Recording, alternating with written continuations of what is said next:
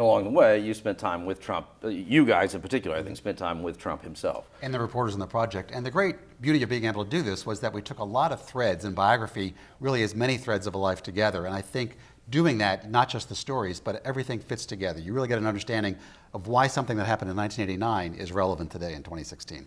We got a couple of real glimpses into that private side of Donald Trump, that more vulnerable side, in our interviews. There was one point when I asked him how he was preparing to possibly be president, and are you reading the great presidential biographies, for example? And he paused for an unusually long time, and his voice became almost tender, and he said, you know, I've never read a biography, but I've always wanted to. I've never had the time. And so I thought, well, that was interesting. So I pressed a little harder and I said, well, how are you preparing? How will you make decisions as president?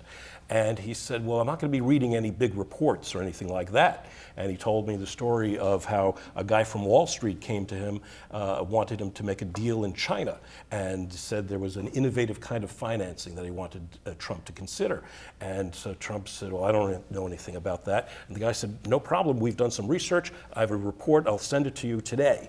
And Trump said, don't send me any blanking reports, and said, because I won't read them. And so I said, well, how will you make decisions about complex issues that come before a president? And he said, people can come in, they can talk to me for 20 seconds, I'll know what to do immediately, I'll get it in my gut. All right.